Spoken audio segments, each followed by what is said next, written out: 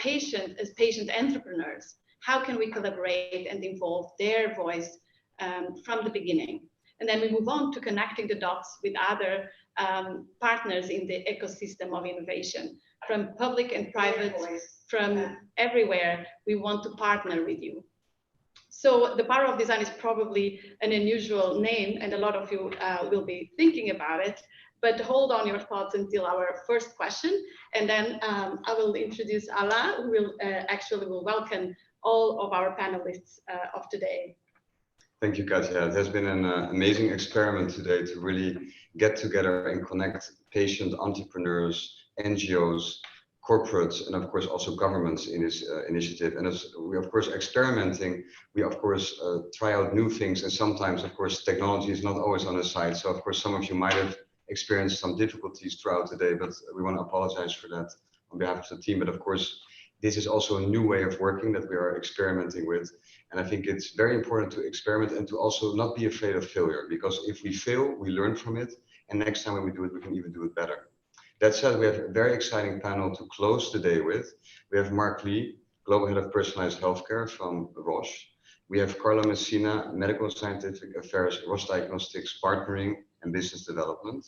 Miro Venturi, SVP, Head of Biopharma Foundation Medicine. And we have Anto Kittenberg, who's the CEO of MySugar. We have Ariane Aurillac from IDEO and Circular Business Design Lead, and Benoit Legrand, who also shares a position from Chief Innovation Officer in ING, one of the most modern banks today. Then we have Joanne M. Hackett, who's really the general partner from an investment point of view, part of Easy Capital. And of course, we have seen some of the speakers throughout the day, but this is a closing panel where we bring all these perspectives together and we look more at the future. What is the future business model going to look like, right? I mean, we heard from patients, they're not waiting, of course, for corporates and entrepreneurs to wake up. They want solutions now, right now. We heard from investors what they would like to see, how we incentivize the whole system. We heard also from entrepreneurs the challenges in collaborating with corporates. And all of that, bringing that together in this closing panel, will give us really a perspective on the future to how can we bring that change and also this new way of working in a digital way, enabling this ecosystem to thrive. And with that, we want to really start with the first question in our discussions in preparation to this day, with an amazing discussion also with Ariane from IDEO, really about everybody is a designer, everybody can make solutions and can innovate. And we want to ask, what does it mean everybody is a designer and can contribute and innovate? Ariane, would you like to shed some light on that statement? Yes, of course, Alan. So thank you for having me. I'm Ariane Aurillac, and I'm a business and systems design lead at IDEO. And IDEO, we are a design and innovation company, and our mission is to create disproportionate positive impact in the world by using the power of human-centered design to tackle the world's most complex challenges. And we must say that today we're definitely facing a really complex moment in humanity. In addition to long-standing systemic issues like climate change or racial injustice, we're also dealing with a global pandemic. And this COVID-19 pandemic has impacted everyone around the world, regardless of race, social status, and geography. All over the world, we are going through similar experiences, and we're feeling the same fears, uncertainties. So I would say that this is the ultimate empathy moment in time, and empathy is at the heart of human-centered design. So what do we mean when we say that every person is a designer? Well, if we look at how what this global emergency has shown us is that each one of us, when we are united by a common goal and a real sense of urgency, and we ground ourselves on empathy, put ourselves in other people's shoes, and collaborate, we can really break down barriers and make what seemed impossible possible. So like this is happening all over the world at different levels. It's happening at government, it's happening at corporations. We're seeing regulations in healthcare, for example, going through rapid and radical shifts. Processes that historically would have taken years, like maybe launching a new telemedicine platform or adapting insurance coverage, are now taking like weeks or days. Scientists are working at top speed to develop vaccines. But you don't need to work at a design firm or maybe at a big corporation to make a difference. We're also seeing like everyday people using empathy and experimentation and prototyping to create solutions that really make a difference. And these solutions are not necessarily like fancy technological platforms. For example, healthcare workers in a hospital thinking about what is the experience of a COVID patient that is isolated, that is scared, and is sitting, is lying on a bed, and all they see is people coming in and out their room fully equipped with personal protective equipment. They can barely see a person's eyes. So we've seen how these doctors have decided to attach a laminated photo of themselves smiling without personal protective equipment to make these patients see the human behind the mask and feel less afraid. Or for example, individuals creating masks with a clear window so that people with hearing impairment can actually read lips and do not feel cut out of society. So like I said, this is happening at all levels. And for example, in Panama, where I'm from, I was, as a citizen, really impressed to see that I mean, the perception of Panama might be that it's like a second, developing country, and we see how different government organizations have contributed in the wake of this emergency in order to make solidarity funds arrive to people who were, due to the lockdown measures, they were not able to go to work and hence not able to sustain their families. And basically the threat was for hunger. And the government innovation agency, together with Labor Ministry, Ministry of Commerce, the Electoral Registry, the Ministry of Development, they made it so that the ID card of every single citizen would become like a debit card. And this would have been unheard of. This happened in like a few months. And we know how in heavily regulated industries or even in bureaucratic environments like government might be, this before would have been unthinkable. Thank you. Thank you very much for your insights. And maybe now that we got a little bit of the understanding of the power of design and empathy, and we will bring back this topic, actually, how business can and the system can reward the experience that can be improved, as we also heard from our patients on panel 2. I will now move to Benoit. And Benoit, in 2015, the Dutch banking group ING embarked on a journey from shifting from a traditional organization to an agile model. Putting digital end-to-end experience, customer's experience first. Your organization is an example where that transformation can happen even in the most traditional business, and particularly in business that are highly regulated. Could you share a little bit of your insights on driving that transformation, and particularly what healthcare can actually learn from the bank industry and from your transformation that we can leverage on those learnings too also in our sector?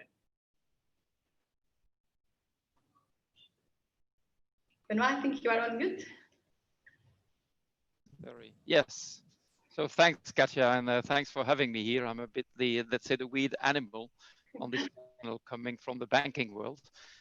Yet, as you mentioned, I think there's certainly one point which we have in common with the health industry. And apart from being highly regulated, I think it's all trust. And I think trust is something which we are also fighting for in the banking area. And I think you all know this.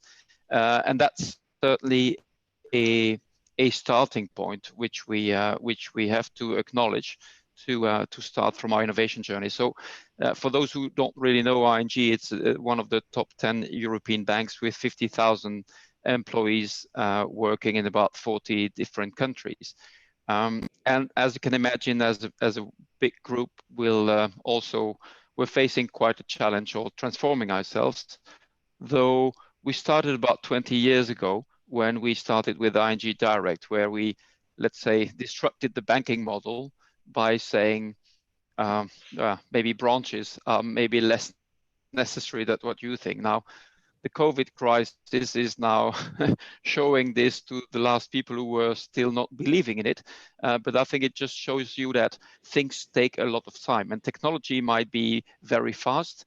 And usually technology goes much faster than what people are able to change themselves. So we need to have that patience. And I think there are a couple of things which maybe I can share with you of what we've done, or let's say key success factors, well, enablers for this transformation to happen, right? The first one is leadership, right? So if there is no strong leadership at your CEO level or very high in the organization, things will not change. You can bring, well, 9 billion a year, whatever number of hundreds of millions you bring. If there is no willingness in the company at the top, I think it will just not happen. Now, the second point is that innovation is not the problem of 200, 300, 400 people in the organization. I think, as you said, Alain, in your introduction, it's everyone's problem, and I think everyone should be a change agent. So we all have to play our role, being big or small in the organization. So it's not something we can lay back and sit and say, well, others will do it for us. The power, and if you look at an organization like Roche, I think this is the power where everyone, when changing and bringing its small part to it, will effectively make it happen. And maybe the third element is well, patience, determination. I think everything we do here is against what is known. We walking the unknown. So of course, we don't know what we don't know by definition. But I think it's important to also in leaderships and everyone know that we will fail, we will make mistakes, we will lose money. But you know, maybe 1, 2, 3, or 4 of the big bets which we have will lead to a game changer. And I think we need to keep this in the back of our mind, accept this failure, and go over time with the same determination, looking at innovation with certainly a different lens as the usual business. I think in a bank, we're certainly looking at quarterly results, right? But I think, and Joanne will certainly tell you, I think we need to look at very long terms perspectives, and 5 years is short term for us. So we need to bring this, but it's not a natural way of thinking. So yeah, I could go on and on, but I think I leave the floor also for others. Thank you, Benoit. You gave insights also from a culture point of view. And of course, Roche is looking at this journey as well from a cultural transformation point of view. It all starts with culture, start with leadership, and also reskilling and upskilling your leaders and your employees in that journey. Of course, it started under Hoffman and the INSEAD Business School, where the INSEAD Business School is really also upskilling the leaders of the future to really become more sustainable aware, become also more system aware, and more focused on the customer. And let's move a little bit more to the end user and the customer centric point of view. From a patient point of view, I have also Anton on the call, who's the CEO of MySugar. And yes, during the conversations with him, we really discovered as well how it is to become a patient entrepreneur and to also become successful as an organization. And it all starts with understanding the own disease, right? So Anton, would you like to share some light on how you became a patient entrepreneur and how that journey actually from start to a successful company went? Yeah, absolutely. Alain and Katja, thank you for having me. Pleasure to be here.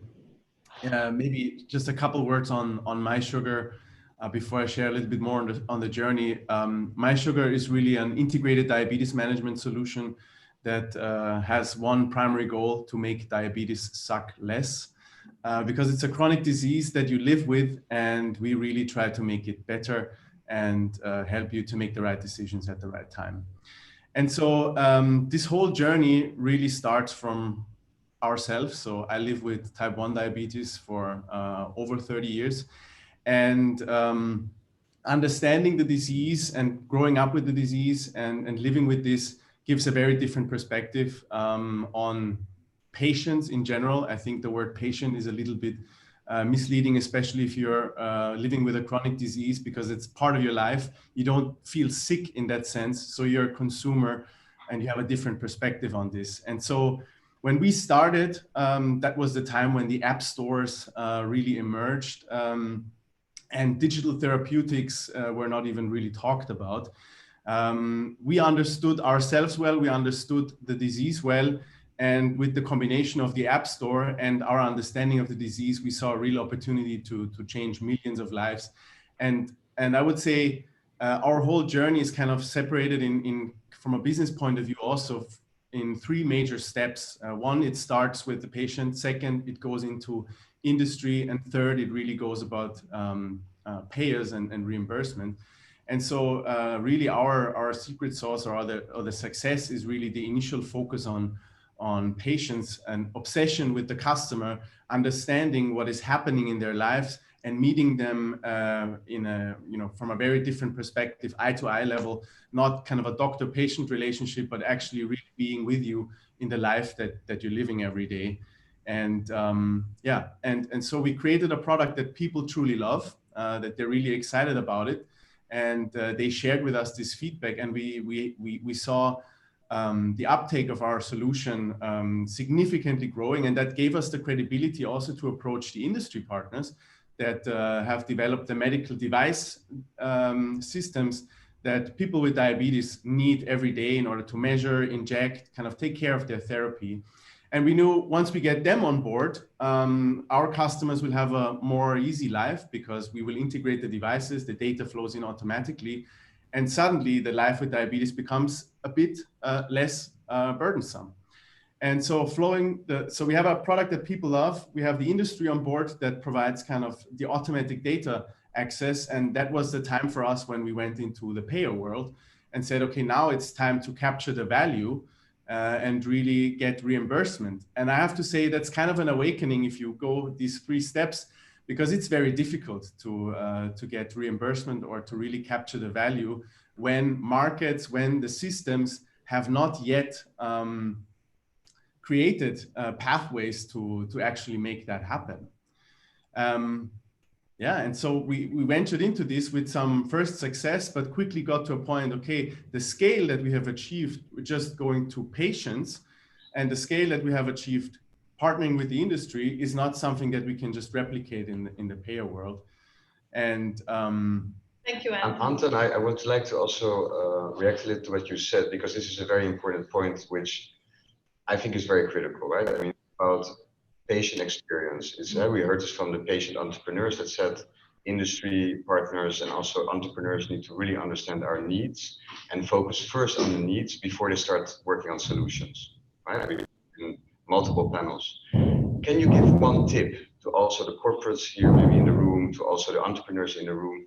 How do they need to do that? Because I think a lot of corporates and entrepreneurs are struggling with that. I mean, from your experience, you have been very successful with MySugr.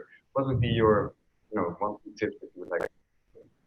Yeah, it's probably 2 different tips. I would say one for the corporates, one for the entrepreneurs. But I would say for the corporates, I would say it's so difficult always to think about new solutions while you still have the existing business and you worry about cannibalization all the time. That's such a roadblock in your mind and such a roadblock for innovation that I think you really need to create separate structures to just not bother at all with this. That's kind of the one piece I'm a big believer in.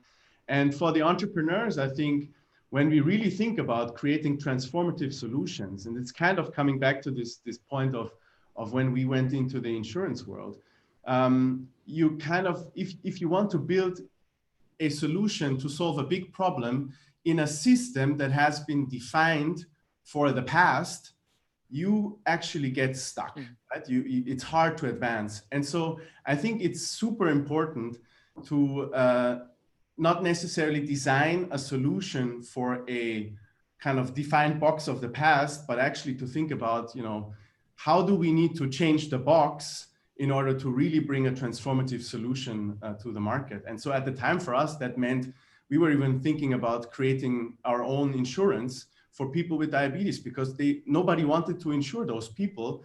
And so we started this thought process and that kind of triggered a process of, of so many great ideas that we basically thought about, okay, we're changing the system, and suddenly all the value that we're seeing from patients, that we're seeing from industry partners, that we see from the feedback would have a place to actually be captured. Thank you, Anton. And maybe now we'll switch actually for something that was said in one of our previous conversations. I believe it was with you, Mark, about also, and also with you, Anton, but about how we can incentivize simplicity and convenience in the solutions that we bring from the end users. So maybe now from the healthcare perspective, maybe Mark and Carlo, Miro, please, some thoughts here about how healthcare can actually move in that direction of our solutions being also taken into account, and maybe also even how the system can actually reward and incentivize that we move in the direction where we bring simplicity and convenience in our solutions. I will start with Mark, maybe, because I think that fits you also. Yeah, Katja and Alan, thank you so much for the invitation. So I'm Mark Lee, and I head up a group within Roche Pharma within product development, specifically called personalized healthcare. And this is a field that's been around for a long time, right drug for the right patient at the right time. But we're focusing now on the opportunity afforded by advances in data analytics and digital technologies. And I think it really speaks to your question that the opportunity there is value creation for the patient. And part of that is around simplicity, the quality of life, as Anton was describing. But there's also opportunities for improved outcomes in terms of quality of life and survival. It's really, I think, the frontier. The challenge, as Anton's already highlighted, is that our traditional measures of value in the system are not really oriented around the patient. I mean, I hate to say it, it's not been historically built that way. And as such, it's difficult when that value is created for entrepreneurs, for companies to actually capture that value and subsequently sort of self-reinforce that cycle of innovation. And I think this does require a partnership across the many stakeholders to recognize from a patient-centric point of view that this new value creation is in fact what we should be rewarding. And so I do think it requires a sort of a redefinition of the value that we want to incentivize in the system. And the only way that's going to happen is, again, if the ecosystem works together. Thank you, Mark. And maybe Carlos, some examples of, or visionary examples that how we can move in that direction. And maybe we already have some in our mind. Or in your Thank you, Katja. Thank you, Alan, for the kind invitation. So what we've seen so far, and I've been attending the meeting from this morning, is basically 3 mega trends. So the patient-centric approach, may like it or not, but this is happening. Greater use of data, and that is a given now. And lastly is acting early. So everybody's trying actually to move on an early stage because it's always difficult to manage once the horse have left the barn. So, and with that, it is also obvious that the statement of simplicity and convenience is extremely important, considering the amount of work that now healthcare professionals have. Of course, the solutions that we need to provide in order for a decision-making process, they have to be fast, but they have to be very convenient. So they have to be just be a click away in order to take action. And this is currently missing, if I may say, in the diagnostic industry, because even though the diagnostic per se is a beautiful word because it means knowledge through the means, by the means of a tool. But on the other hand, it's an industry that is very much integrated in 20th century thinking. So still the processes are way, way less digital. And we generate enormous amounts of data, which actually cannot be meaningful information if they are not grafted into an ecosystem, which is actually larger with many more players than we can like to think of. Thank you, Carlo. Miro, any thoughts from your side to add what was already said from Mark and Carlo? Certainly. Pleasure to be with you, and thank you for the invitation. I am part of Foundation Medicine, which is a company part of the Roche family, as you know, and we are a decision insights company providing data and insights and tests to physicians and patients. And both what Mark and Carlo are referring to is really something that is happening also in the field of oncology. If I think about, you know, some of the challenges that patients are facing, and if I think about also the way we are driving testing for patients, is still fairly obsolete, right? It's still according to, as Mark said, according to a mechanism, to a healthcare industry that has to renovate itself. Now I'm thinking about the last 3 months. We have been screening for enrollment into clinical trials. We've been screening by means of our test more than 10,000 patients. And I'm just wondering how much of that test is to a large extent wasted, because basically the approach is that we screen patients and then every partner would actually enroll them differently, and the studies will look different, and the compounds, the drugs will look different. So how can we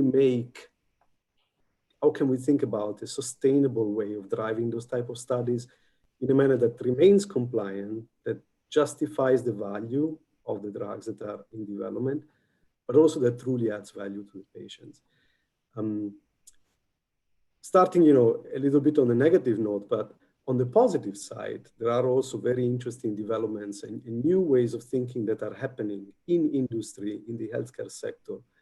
I'll give you a couple of examples, maybe 2 examples only. The first one being more and more industries are thinking about consortia for testing of patients, whereby instead of developing individual drugs for different indications, for instance, in cancer, they would get together at the very beginning and say, we are screening patients and we want to save their life and we want to provide the best treatment available. And therefore, the screening, the testing will be done almost like as a consortium of industry. And everyone will basically take decisions in terms of the algorithms and the data, depending on where patients can be best treated and what is actually the optimal drug or compound under clinical development that can be tested. And I think that's a great way to pursue, because it recognizes the value of the drugs. You know, it shares more the benefit of the healthcare system. And I think it's ultimately way more patient-centric and customer-focused, truly patient-centric, if you want. And although there are lots of implications in there are lots of things to be discussed and aligned with the different partners that are conducting those experiments. But I think that's a truly different way of thinking about drug development as a whole, also in oncology. The other example that I briefly would mention is that regulators are also moving in that direction. FDA is also thinking about class labeling, you know, approval at hands of different classes of therapies in oncology that might be directed against different type of patient population. And that's another way of thinking above and beyond the current system, the current way in which we are developing drugs. Even that, not yet probably fully patient-centric, but much more innovative versus the previous and current way, to a large extent, that we are using to develop solutions and drugs for patients. So I'm actually very encouraged by some of the recent developments in that field, and we certainly want to stay ahead of that within Foundation Medicine at Roche. Thank you, Miro. And I think you really shed a great light on also the perspective of course, the industry and also like trends that you're seeing, right? I mean, we see the genomic trends, we see also different business models evolving there. And of course, how do you get also the stakeholders with you on that journey, right? I mean, we speak often, of course, about the patient, but we also have the healthcare professional, right? And we have the doctors, the people, the prescribers. How do we get these stakeholders also with us on that journey to really understand what is the added value for them, right? Because for them, it might be an extra step, right? I need to go to the system. I need to maybe have another app or another AI tool that I need to go in. So what is really, how do we actually bring the healthcare professionals with us on that journey? And I know we have Joanne also on the call, has a lot of experience, of course, working also on the healthcare system side and also as an investor. What kind of changes do you see and how do you get those healthcare professionals with you on that journey? Great, thanks. Thanks for having me here today. It's been great fun so far. So I think there's a lot of things that the panel members have spoke about today, so I'll try not to reiterate, but I will pull a few things through. So I've spent the last 25 years in this intersection, I always call it the ABCs, academia, business, and the clinical community. And it's really when those three things come together with respect to healthcare that you actually can progress. It's because each of them, as you said, have very different drivers and very different incentives for doing the work that they do. The end user very often is different for each of these sectors, and the way that the person is incentivized and or rewarded is also very different. One of the things that I've seen in the past 5 years is there has been more acceleration to be able to embed the ABCs into a more cohesive voice, which I think is extremely important. And you're starting to see more venture firms now or private equity firms start to really become a partner with the companies that they're actually helping to raise funds or to advise. And that's extremely important because those partners actually know the ecosystem better than the company that's probably looking to raise funding because they've sat on various sides of the fence. And I think the thing that I've seen shift even more profoundly is the fact that the incentivization and the reimbursement is now actually being spread out in various different ways. So as an example, I've spent the last 3 years at Genomics England as their chief commercial officer. And this was a beautiful example of a public-private relationship. So industry were incentivized to look at data that was being generated, and the government had actually funded the creation of this genomic database. So we spoke about genomics, and so I will carry on in that theme. But one of the true values of genomic medicine is actually being able to look at the predictive powers. So I don't get out of bed every morning to try to change the world because we want to make it a better, wonderful place. I get out of bed every morning to prevent people from getting sick. Why do we treat sick people? How can we shift that focus so that we're preventing them from getting sick? So the reward system has to change. I don't think that we're in the same world that we were previously, where the incentive was create a drug to cure sick people. It's more about how do we make sure that they don't get sick? So there's a lot of questions that get raised from that. Who pays for it? Is it the employer? An employer would love to have very healthy employees, but is it their responsibility to do that? Is the employee going to be required to submit to a variety of different tests to make sure that they're being monitored as best as possible so they don't get sick? What happens to that data? And I think there's a lot of questions there, which we don't have time to unpick today. But what I'm seeing that is very positive, and unfortunately, the pandemic has actually helped us see this. So there is always benefits out of bad situations. It's helped us to understand that a truly data-driven healthcare system is one that is being future-proofed. And by looking at it that way, you start to understand the power that an individual actually has on their own healthcare. And so I think we're starting to see incentives and the way that people are being reimbursed for things change dramatically. As was highlighted at the very beginning of the panel, there's a lot of regulatory hurdles that have now been pushed aside, which is very exciting as well. And I think the concept of you have to do everything on your own or you have to have a complete solution has been absolutely blown away, simply based on the fact that it's just not possible to do that. And trying to create a solution to a problem that doesn't exist is just not going to fly. So being able to open up the system to be able to have better understanding of what is the actual problem. And then we may have to solve that today, but let's think a little bit differently about how we prevent that problem to begin with, if possible. And also let's bring in insights from other industries. So we've heard from the banking industry. I used to run around and brag about the huge size of the genomic database that Genomics England had. And I remember after giving a talk, I had someone from the banking industry come up to me and we were chatting and they said, you do realize that we generate that much data over the Christmas period. And I was like, yeah, okay, that's not so exciting anymore. But if the banking industry has had to learn how to deal with petabytes of data on a monthly basis, how can they teach the healthcare system to deal with that? And it takes 5 years to generate, for example. So let's not start from scratch. Let's be re-incentivizing people in completely different ways to repurpose and to partner in very different ways so that we can actually get solutions. And again, with respect to healthcare, let's not let people get sick to begin with. And the beautiful example that we heard about diabetes, Yes, it's a chronic condition. And as you said, you don't necessarily view yourself as a patient because you live with it every single day. But that insight is extremely valuable. So how can those insights also be factored into this to really incentivize people to make the right choices and really give a lot of power back to the individual who's going to be the consumer? So I think things are changing, which is very positive. And I also think that with respect to cash that's on the table, speaking from a PE perspective, there really hasn't been a slowdown in transactions. The amount of money that's being traded is still quite significant. As you can well imagine, the hottest area is healthcare, as we will probably see for the next 5 years or so. And maybe really trying to make that simpler, more intuitive, and again, thinking about what that end solution is and trying to change that parameter 5 steps forward.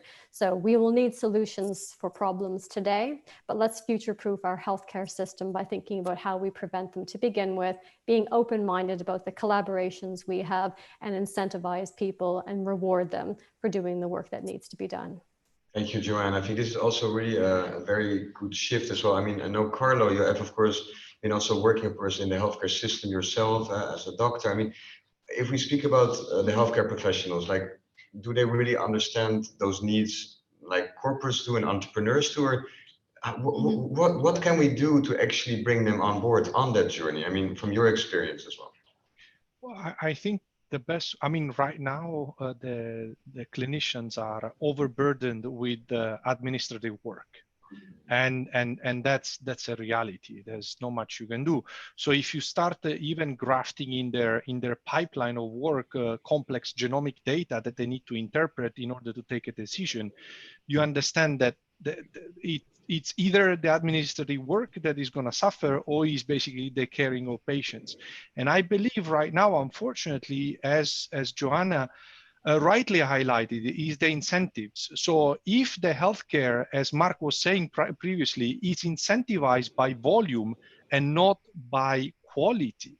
So if you are incentivized how many colonoscopies you're going to perform in 1 year, or how many surgeries, or how many x-rays or CT scans, and so on and so forth, this is going to be unsustainable for everybody, because you will have physicians burning out and dropping out from the healthcare professionals, and the system will still be suffering. So I think there must be a way to actually help the healthcare professionals and looking after their patients with probably less burdensome from the administrative side. Yes, maybe we'll take now one question from the audience. Actually regarding the emerging economies. When exploring healthcare systems in low resource and emerging economies, there's a lot of opportunities for healthcare in this context to transform quicker, and also how to build their healthcare sector based on the learnings from other countries. Are we already, translating the learnings from more developing countries and understanding, and maybe this is a question that I will also add, are we really understanding the local needs in the different countries, and what can we learn also from the most developing countries? And maybe I just open to the audience, including Ariane also. What can we actually leverage of what we are already doing well in some countries and take it to countries like you were mentioning in Panama? I think we lost. Ariane, are you still there? Maybe you're on mute. Yes, I am. Sorry. I was just reflecting on the question. It's a tough one. I mean, we've seen this in other sectors as well. A lot of people talk about how in emerging economies we are jumping ahead. For example, when it comes to telecom, countries that were lacking, for example, banking infrastructure are going straight to mobile fintech solutions.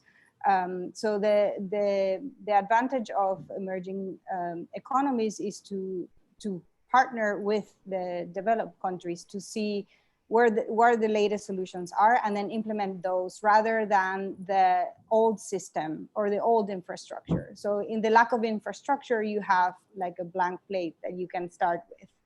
the key will be to share those learnings and create those partnerships in order to be able to transfer the knowledge and be successful in this.